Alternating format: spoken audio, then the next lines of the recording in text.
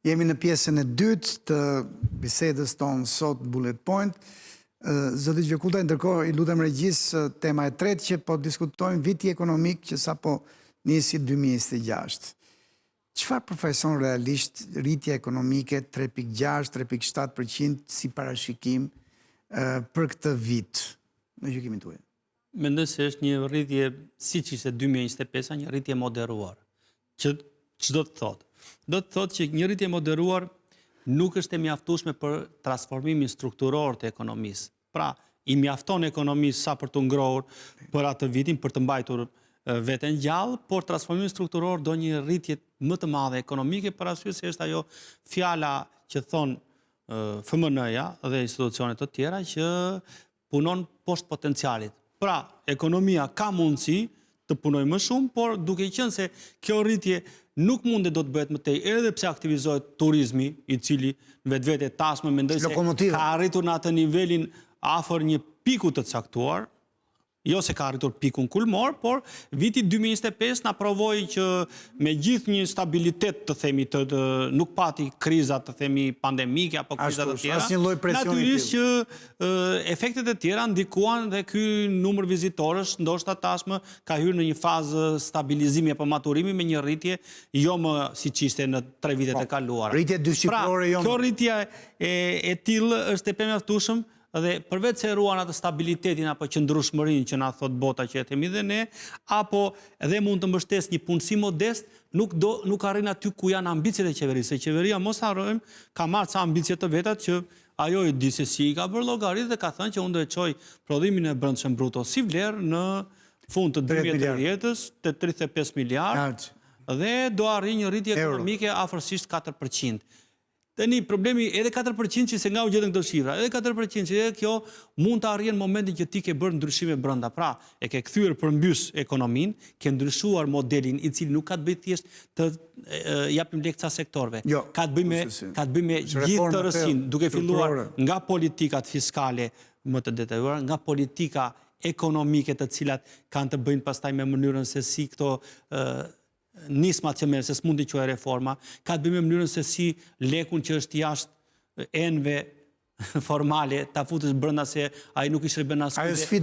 Dhe turizmi me gjasa e ka rritur këtë lloj tendence nga sa pam nga statistikat e Bankës së Shqipërisë, por dhe paraja që qarkullon nga burime informale, të cilat e shtojnë dhe paraja fizike jashtë bankave, prodhon pastaj atë të kundërtën e asaj do qeveria, pra prodhon më shumë ekonomi informale, e cila nuk është e matshme, prodhon më shumë problematika të cilat nuk menaxhohen dot, por konsumon më shumë shpenzime publike, pasi ata hanë, pinë, jetojnë këtu mes nesh. Pra informalët janë ajo pjesë që jo me dashje të gjithë zgjedhin, por janë pjesa që te kjo rritje ekonomike nuk përfshihen dhe nga ana tjetër shqiptarëve kjo rritje ekonomike pastaj që vjen nga pak sektor nuk u shpërndahet gjithë dhe ai fshatit nuk arrin dot merr dhe si ajo teoria pastaj e pulës apo e atyre. Me drejt, prandaj edhe është pak kënaqësia në përfundim të vitit kur bëjmë bilanc. Kjo është ajo rritje ekonomike pamjaftueshme. Është një vit me një paketë të madhe fiskale, pra me ndryshime ligjesh, bazike të vendit për sa i përket detyrimeve ndaj shtetit. Në gjykimin tuaj, si hyn biznesi shqiptar në faljen e madhe fiskale të këtij viti? Dhe në paqen fiskale që nisë të vit dhe do vazhdojë deri në vitin 2028. A mendoni se do të përmirësohet klima e biznesit? Kemi patur një nga problemet kryesore të bërit biznes dhe të ekonomisë sonë me këto dy nisma? Qëllimi i këtyre nismave në fakt nuk është thjesht klima e biznesit, është më së shumti edhe një transformim i asaj çfarë lidhet me regjistrat e aseteve të biznesit.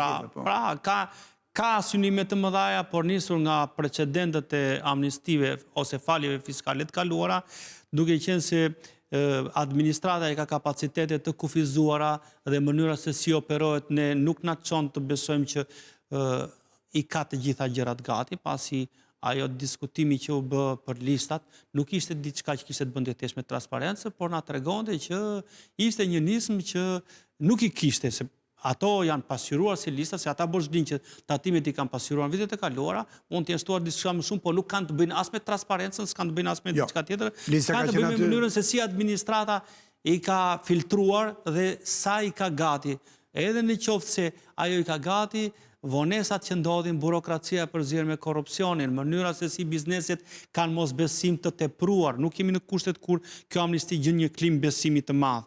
Dhe nga ana tjetër, pjesa që neve kemi kontestuar me të drejt duke u bashkuar në unison me gjithë ata çfarë janë vëzhgues dhe mendjet ndërkombëtare me përvoja të mëdha që thonë që ligji që nuk ka të bëjë me faljen me fshirjen e regjistra, por ligji që ka të bëjë me marrëveshjen me evazionistët, ky është një ligj i rrezikshëm i cili është stër diskutuar besoj unë dhe më shumë bie të keqia se sa bie të mira, edhe pse duket sikur fut disa para më shumë në përsirtarat e bizneseve, por nuk merret vesh kush i fut, çfarë fut dhe për ku do shërbejnë.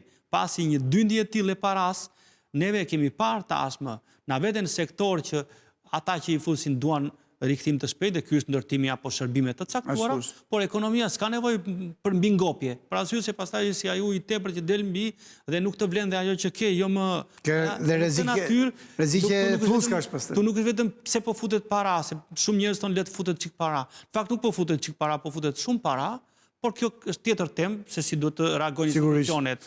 Ajo çfarë duhet të shikojmë për shëndetin e ekonomisë, kjo para e evazionit, apo para që vjen nga burimet të tilla, e ka kaluar sensin e masës. Dhe në momentin që hyn në këtë formë, ajo do ngelet prapë informale, pasi ne nuk kemi parë që në falje të caktuara më përpara, apo në format si toleruar deri më sot, ekonomia ishte bërë tillë që pasi u futën në ekonomi të ishin formalizuar. Jo, ekonomia është rritur si informalitet, në mos ka qëndruar të paktën në ato nivele. Prap kanë qenë shumë shqetësues. Por në fakt rritja e paras fizike jashtë bankave, ashtu siç e kemi diskutuar dhe bashkë, rrit potencialin e rritjes ekonomike formale. Pra, është treguesi më i qartë, pavarësisht se qeveria në mënyrë të çuditshme nuk shpreh se sa është ekonomia informale, gjë që duhet ta bëj për arsye se është të themi pika apo strumbullari për të kuptuar tashmë që çfarë efektesh do bie, për mos hyrë pastaj në analizën se si funksionojnë investimin e digitalizimin e sistemit fiskal, për fiskalizimin e për atë që nuk po shikojmë ato efekte kur objektivat i kishin pikërisht për atë që ne po flasim. A ka gjasa që kjo politikë fiskale të kthehet në instrument zhvillimi këtë vit, i referohem të VSH-s 10% në bujqësi, që ishte një hyrje e re? Po themi që TVSH-ja në vetvete, nëse merret si masë e shkputur, natyrisht që ka synim të mirë. Por neve bujqësinë e kemi parë që ka pasur nga këto lloj incentivash dhe nuk ja kanë dalë dot ta formalizojnë, për arsye se problemi fiskal në sektorin bujqësor është problemi i fundit. Bujqësia ka probleme të mënyrës se si është ndërtuar, si strukturuar, mënyrës se si ajo operon me tregun, pasi është një konglomerat edhe pjesën e kostove që kanë të bëjnë me ato çfarë qeveria ndoshta mund të ketë lehtësuar me taksa inputet, por pjesa e informalitetit nuk i le të zbëjnë. Dhe nga ana tjetër, edhe problemet të caktuara me mënyrën se si vetë bujqësia është konceptuar si diçka që është lënë mënjan nga investimet, dhe investimet edhe sikur të bëhen, investimet e mëdha, po them, e japin efektin me vonesë, për arsye se ndërlidhen dhe me faktorë të tjerë, se që një investim të japi efektin, duhet ndërlidhet së pari me ato sektor që duhet kenë dhe ata investimet për t'ia përfitur, dhe natyra e investimit në bujqësi. Ka bëjë me mënyrën se si do eksportohet, por nga ana tjetër ka bëjë me kapacitetet, se që këto mekanizma apo këto lloj të vjen në punë duan njerëz, dhe njerëzit janë duke na ikur për arsye se është ky pjesa që sa të presun të bëhet bujqësia, thotë më mirë jap kontributin diku tjetër, dhe zhvillimi do jetë dhe këtu i vogël, i pjesëm dhe sa masat e tjera që përmendëm pak më përpara. Thatë me të drejtë, teksuat zoti Gjokuto, njerëzit janë duke na ikur, kjo është e vërtet. A kemi ndërkohë si kundër mas të quajmë politika reale për rikthim dhe integrim të diasporës? Shpresuam se edhe me zgjedhjet e majit vitit kaluar, diaspora mund të ishte më interesuar të investonte tek ne në ekonominë tonë, por nuk është se kemi parë tregues domethënës për rritjen e investimit të emigrantëve. Diaspora është tentuar, themi të drejtën, nga qeveria për të bërë ato samitet e famshme, të cilat në vetvete janë pjesa fillestare e një ure komunikimi për ta strukturuar marrëdhënien dhe për t'i thënë diasporës se cilat janë synimet e qeverisë për t'i afruar. Mirë, çfarë ndodh? Pjesa e diasporës ende ankohet për programe jo të qarta. Pra, qeveria nuk është ende e qartë në mënyrën se si i qaset, se pas kë diasporë në një pjesë caktuar janë këta investitorë strategjikë, se po flasim për ato nivele. Një pjesë tjetër janë të orientuar te agroturizmi. të cilët nuk janë nivel në investitorëve të mëdhenj strategjik, por janë biznese familjare apo biznese të cilat rrimë këmbin pole të ndryshme të bizneset vogla. Dhe një pjesë të caktuar pastaj janë që kthehen në fuqi punëtore e kualifikuar, të cilët në vetvete nuk e gjin dot atë rehabilitimin brenda tregut dhe natyrisht që nevojitet një treg pune i tillë që të di si ti përtit. Dhe ky treg aktual i sotëm është i tillë që i paguan pak. Dhe diaspora nuk është thjesht të themi nacionaliste deri në të dëmtoj vetë. Natyrisht që të riskoj shumë fort pra ky rikthimi i diasporës besoj që do ketë efekte minimale për arsye se të gjitha masat që janë shpallur deri tani apo ato çfarë janë për strategjitë e qeverisë janë të tilla që më së shumti janë qasje të themi populiste se sa masa reale, pasi tregun e shikojmë dhe në tërësi nuk i përthit dot to. Pyetja e fundit për këtë temë të Trezë dhe Gjokutaj, çfarë roli mund të luajë integrimi europian i cili është përshpejtuar me hapjen e plot kapitujve këtë vit për ekonominë tonë, në rast se mund të ketë një rol? Po, drejt. Atëherë integrimi europian 2026 nisur nga i entuziazmi politik, i cili është me të drejtë për sa i përket pjesës së arritjeve, mund të ketë hapa konkret për investime dhe për standarde të caktuara që ne kemi diskutuar së bashku në vendosjen e disa të them piketave për institucione dhe për sektor të ndryshëm. Por efekti të themi afat shkurtër, pra 2026, unë besoj se do jetë më shumë politik se sa ekonomik. Pasi ekonomia është një mekanizëm që do kohën e vetë, ndërsa dhe politik është në aspektin më shumë të infrastrukturës ligjore dhe jo qasjes në terren se si japin efektet, pasi të mos harrojmë që pjesa e tregut që është në kapitut të përkatës, pjesa e lëvizjes së kapitaleve, pjesa e luftës ndaj korrupsionit, janë të tilla që në raport progres ne i shikojmë me shumë rezerva në raport me ecuri më të mira në sektor të tjerë. Pra, efekti do të jetë më shumë ndikues në politikë se sa në ekonomi. Me lejen tuaj po i kalojmë në pikën e 4, temën e 4, viti bankar i lutem regjis 2026. Në gjykimin tuaj, zotë Gjokutaj, parashikohet ulje normave të interesit të huave bankari, që është edhe interesi kryesori si përmarrësve, po edhe i qytetarëve që kanë qenë më të shumt në numër në marrjen e kredive gjatë vitit kaluar dhe një mjedis më i butë monetar krahasuar me vitet e mëparshme, apo ato do të ngelen në ato nivele që janë sot dukshëm më të larta se sa në vendet e rajonit.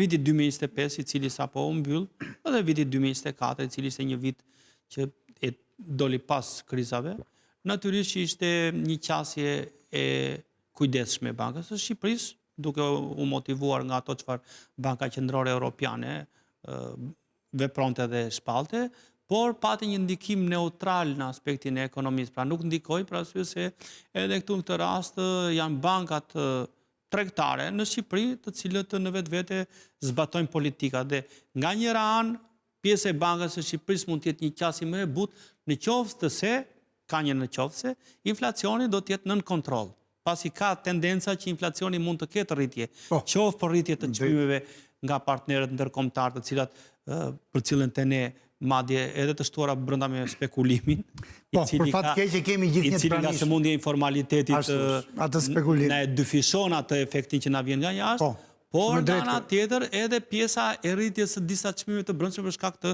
këtyre vendimeve të qeverisë që ndërmerr qoftë pagë minimale apo paga të tjera. Ndërkohë, bankat mendoj se edhe pse kanë hyrë 3 banka të reja, po s'janë efektive ende, kanë hyrë teorikisht, por që të hyrë në treg është tjetër gjë. Do kohë sa të përshtaten regulatore. Bankat besoj që do vazhdojnë të ngelen, nëse mund t'i quajmë konservatore, pasi në aspektin e riskut ato vazhdojnë të trajtojnë siç na trajtojnë të huajt, me një risk ende të konsiderueshëm, dhe pse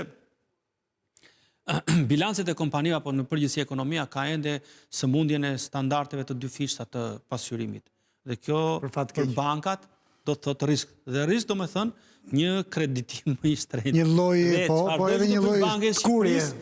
Bankat për të mbrojtur vetveten natyrisht do të qëndrojnë atë pozicionin e tyre. Natyrisht që Banka e Shqipërisë mund të ndërmarrin nisma siç ka ndërmarrë 2025 për të dialoguar, për të ulur koston efektive të tarifave të shërbimeve, të cilët në mënyrë ndoshta dhe jo të qëllimshme, por e shtojnë në një farë mënyrë atë stepjen dhe i tundojnë njerëzit i mbajnë lekët jashtë sistemit bankar, pasi një njeri i thjeshtë qoftë një tarifë e caktuar e bën më të tërhequr dhe bie ndesh dhe me ato çfarë ka objektiva qeveria për atë pjesën se do e rrisi ekonomisë pa para në letër. Që ajo të bëhet duhet të mbillet të paktën në një moment të caktuar shumë të afërm dhe e gjitha kjo nuk mund të zgjidhet me futjen e 3 bankave të reja, por me një shëndet më të mirë të ekonomisë shqiptare, e cila është më së shumti detyrë e qeverisë që duhet të ndryshoj qasjen. Qeveria e vetme nuk e lufton dot dhe nuk e mund dot i formalitetin nëse lufton. Se mund ta luftoj. Pra nuk ka fuqinë dhe potenciale dhe këtë ka treguar tashmë ndër vite sa do angazhime që kanë tërmarrë. Atëherë duhet shumë pak efektive ndaj uljes së ndjeshme të informacionit. Hapja duhet të jetë të krijojë aleanca me bizneset, me profesionistët dhe me të gjithë duke mbajtur ca piketa të reja. Nëse qeveria nuk ka ndërmend ta bëjë këtë, lufta ndaj formalitetit fatkeqësisht do jetë më shumë retorik politike se sa një rezultat efekt real. Dhe kjo do kthehet pastaj në efekt për këtë që po flasim. Ju kuptoj. A pritet që kursimi nga transferat më të lira, se ju thatë me të drejtë, një lloj stepje të qytetarit ose edhe sipërmarrësit nga ndërveprimi me bankat tregtare për shkak të disa kostove jo të vogla të transaksioneve. Po ndërkohë, më 7 tetor të vitit kaluar ne kemi një sistem të transfertave në euro shumë të lirë edhe më të shpejt, që është hyrja në zonën SEPA, pra të tregut unik të transfertave në euro. A mundet që kursimi nga këto transferta me SEPA të rritet geometrikisht këtë vit dhe të ndihmojë në një farë mënyrë? Po e kuptoj, po së pari një do isha i dëshiruar që të kishim një raport nga Banka e Shqipërisë për të na thënë realisht se sa ka funksionuar në tregun ton. Kjo është provë e parë këto 3 muaj. Pra arsye se ka reklamime të ndryshme nga individ më së shumti dhe shoqëri, ndoshta vijnë nga mos kuptimi i tyre por që kjo nuk ka një zbatim të tillë ashtu siç është përmendur. Pra ato kursimet janë që duhen marrë me rezerva, pasi kjo është ekonomia jonë, kështu e përthith çdo direktivë që del. E drejt. Me një firo përtej asaj të pranueshme. Nga ana tjetër, transfertat më të lira tendencën e kanë të rrisin kursimin, pra. Por dhe nga ana tjetër edhe konsumin familjar modest. Por në momentin që ka ca tarifat të cilat ngelen brenda vendit, tarifat janë njësoj siç kanë qenë dhe jo të gjithë bëjnë transaksione me jashtë. Duhet parë një herë pjesa brenda. Kostohet. Duhet rishikuar mënyra se si sistemi bankar duhet ndihmuar për të ulur disa rrisje. Se në momentin që si ulen rrisjet sistemi bankar, prandaj është tarifa më e lartë, është normal. Ndaj ngelet konservator dhe në këtë mes të gjitha këto ngelen domethënë në varësi të asaj se çfarë transparencë do na bëhet një herë për të rritur dhe besimin, për arsye se këtu luhet dhe me besimin qytetar, pavarësisht që do veprojnë ata individ apo ato shoqëri që janë të detyruar se transaksionet do kryhen, por po flasim për diçka që të jetë realisht përfituese. Banka e Zhvillimit e regjistruar në muajin e fundit të vitit të kaluar në qendrën kombëtare të biznesit QKB, kuptohet do të kërkoj kohën e vet të rregullave të mirë funksionimit, të ndërtimit të stafit e të gjitha, të paktën 6 muajt e parë. Po a mund të ketë një lloj lëvizje dhe nisma për mbështetjen e biznesit, ashtu siç edhe 100 milion euro të dhëna fillimisht si kapital shtetëror për këtë bankë e tregojnë, pra a mund të japi një lloj shtytje duke patur disa programe të para në gjysmën e dytë, urojmë të gjithë që edhe bankat e tjera të shikojnë për produkte më fleksibël bankare, pra për kredi të buta për SME-t dhe startupet? Së pari një problemi kapitalit të bankave duket se është problemi zgjidhur, pra kanë kapital dhe politika e Bankës së Shqipërisë duket që është në favor të kreditimit të ekonomisë, pasi ekziston arkitektura e politikave monetare që e stimulon, të themi, çdo bankë të mos jetë konservatore. Por çfarë ndodh? Banka e Zhvillimit, e cila është bankë që operon në partneritet me shtetin, e ka potencialin, siç e përmendëm me të drejtë, pra potencialin e kapitalit dhe të themi dhe potencialin e mënyrës se si do të operojë me tregun. Por çfarë ka nevojë? Ka nevojë për stimul qeveritar. Dhe nga ana tjetër ka nevojë dhe për si të elaborojnë në këtë treg që është konservator, pra për politika aktive kreditimi, të tilla që të përshtaten me tregun, pasi ajo vërtet është partneritet me shtetin, por është bank private, të themi, nuk është një bank e mirëfillt shtetërore që mund të mbajë i rrisje, mund të mbajë i qasje. Pra, ajo çfarë është, të themi, qasja pesimiste, nëse mund ta quajmë kështu, është që dhe ajo të kalojë në nivelin konservator, se fundit bankat Shef rushin duke parë edhe situatën e bankave të tjera. Do thosha që edhe pjesa e atyre që mund të quhen kredimarrës potencial, që janë bujqit apo fermerët, është një farë mënyre për të mësuar nga skema e ZBR-s, se ato para përmjet bankave kaluan, që duhet bujqve se kush i financonte. Po pse s'u arrit skema e ZBR-s, u quajt si model suksesi fillimisht, por në fakt nuk u arrit për arsye se kemi të bëjmë me biznese informale një pjesë, apo me biznese që dëshirojnë por nuk din si të ndërveprojnë, dhe në këtë mes politikat e qeverisë janë të tilla që në fund të fundit njerëzit për arsye se mbartin ende perceptimin që qeveria duhet na ndihmojë, duhet gjej formën se si tu asistoj që e gjithë kjo të ketë kosto sa më të lehtë dhe banka ta ketë sa më të hapur fushën për të operuar ndryshe nga deri më sot. Po e mbyllim këtu pjesën e 4, temën e 4, për vitin bankar 2026, zoti Gjokutoj. Kemi edhe 3 minutat e fundit, po ja përkushtojmë ekonomisë sonë përballë tregut të madh të Bashkimit Evropian, por edhe tregut rajonal të vendeve të Ballkanit perëndimor. Për këtë vit, do të jemi në fazën e afrimit gradual me tregun e standardet e BE-s sipas jush? Shiko, afrimi natyrisht po ndodh. Edhe pse neve kemi secili refleksionet e veta në bazë të këndvështrimit edhe profesional edhe personal. Por ka një problem ky afrim që ka produktivitetin, që do të thotë që kompanitë tona apo bizneset shqiptare janë shumë larg të qenurit konkurruese me kompanitë. Dhe ky është një hendek i madh, i cili nuk zgjidhet dot edhe sikur të ketë një fokus të veçantë, pra se ka të bëjë me gjithë elementët që të ne them për ekonominë, që kanë të bëjnë që me kapacitetet, burimet njerëzore, të cilat nuk mund të zgjidhen dot. Dhe unë këtu bëj si thirrje me punësime nga jashtë, për arsye se ato nuk janë punësime që ndihmojnë detyrimisht produktivitetin, janë punësime që zgjidhin mungesat në punë, po jo ato.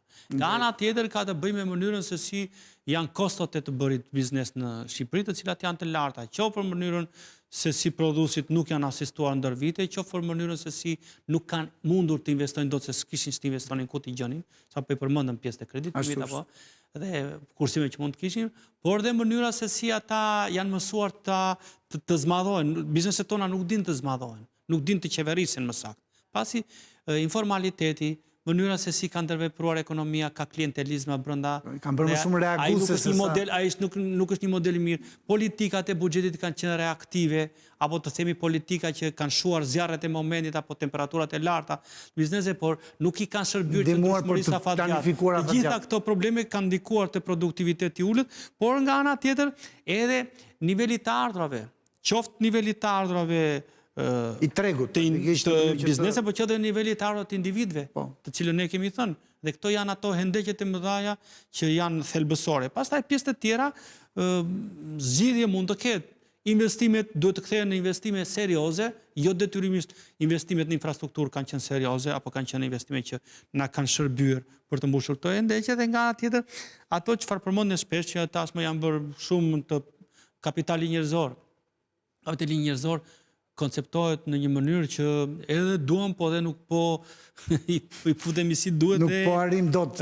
Pjesa e infrastrukturës e cila tashmë besoj që në vend që të hapje sasiore duhet të ketë një zhvillim cilësor. Pra, të mos kelen rrugët e rrugëve, se po përdor një shprehje që i vlen për këtë rast, dhe nga ana tjetër të merret me vetveten për të pastruar në aspektin e atyre që çfarë pengojnë këtë infrastrukturë të mos performojnë në kohë. Kemi zvarritje të mëdha të cilat kanë arsye nga më të ndryshmet, jo detyrimisht vetëm korrupsion, dhe nga ana tjetër edhe Orexit që të hiqet dorë në atë aspektin që nëpërmjet infrastrukturës të mbajmë gjallë pushtetin, se dihet për çfarë është qëllim politik më shumë se sa një qëllim ekonomik, pasi po të ishte qëllim ekonomik do kishte kuptuar ekonomia, jo unë e ti. Dhe në këtë mes të thosha, nëse këto zgjidhje fillojnë të jenë serioze, pra kërkohet një seriozitet dhe një përgjegjësish të cilin unë ende nuk po e gjej, ne sapo monitoruam edhe 100 ditët e para të qeverisë dhe pavarësisht se u aquam institucionet dhe atyre që janë drejtues, nuk patëm asnjë reagim dhe kjo nuk është një gjë serioze. Për arsyeën e thjeshtë se nëse politika vazhdon siç e ka vazhduar deri më sot qeverisjen, jo, se ofrohet një konceptuar si pronësi të vetëm, kjo pronësi tashmë duhet shpërndarë duke mbajtur, kuptohet, majorancën e qeverisja do ta mbaj, por ajo një qeverisje më e hapur, e cila duhet ndihmoj pikërisht edhe shërimin e atyre sëmundjeve që qeveria duket se tashmë nuk i ka në përmirësim. Pyetja e fundit për temën e fundit, në minutën e fundit, nëse më lejoni, kërkoj ndjesë dhe 60 sekondat e fundit janë, si do të ndikojë rajoni në performancën tonë ekonomike për këtë vit? Për shembull, Kosova është ndër vendet e pakta me cilin ne kemi suficit në kuptimin e këmbimit tregtar. Po do të thotë që tani me rajonin ne konkurrojmë në ato sektor ku kemi avantazhe, ku kemi përparësi. Nuk mund të konkurrojmë në ato çfarë rajoni është përpara se cili vend ka ato specifikat e vetë. Atëherë ku kemi përparësi. Dashur ashtu siç kemi turizmin, ta marrim të mirëqen në atë fazë duke i futur dhe një element zhvillimi për të ardhmen, pasi ka një konkurrueshmëri të themi brenda vetes, shërbime të ndryshme të cilat po konkurrojnë më mirë se sa rajoni dhe disa nën sektor eksporti, pra si ne kemi jo vetëm industrin fason, po kemi dhe sektor të tjerë eksportojmë dhe materiale ndërtimi të tjera që futen në këto kompanitë e mëdha. Pra, të gjitha këto së bashku janë ato avantazhe, por që këto avantazhe të kthehen në një qëndrueshmëri, është ajo që sapo diskutuam, produktiviteti, paga. Dhe nga ana tjetër, standardet, pasi kompanitë tona ende janë poshtë standardeve që janë të pranueshme dhe nuk kam thjesht me plotësimin e certifikimeve, po me mënyrën se si operon. Pra, nga ana tjetër, së fundi do thosha që është pjesa e asaj se ku krijohet më shumë stabilitet dhe ku krijohet dhe më shumë potencial fitimi, pasi në fund mos harrojmë që ekonomia vetë aty ku është potenciali më i lartë fitimit. Por jo domosdoshmërisht duhet stimuluar tashmë, duhet vendosur disa barriera në aspektin zhvillimor ndërtimit, i cili nuk është një sektor që po ndërton për prodhimin, po ndërton banesa rezidenciale, po ndërton themi raste më të mirë për turizmin. Por turizmi ka një kufi dhe tashmë ka plotësuar cakun. Për mos hyrë pastaj në elementet se çfarë dëmesh na bie mbi ndërtimi, duke na ndërhyrë në jetën tona të përditshme, duke krijuar një problematik tjetër. Zoti Gjekuta, faleminderit që ish me ne sot në Bullet Point. Kënaqësia ime. Të nderuar teleshikues, ju faleminderit që na ndoqët dhe mirupafshim takimet e ardhshme.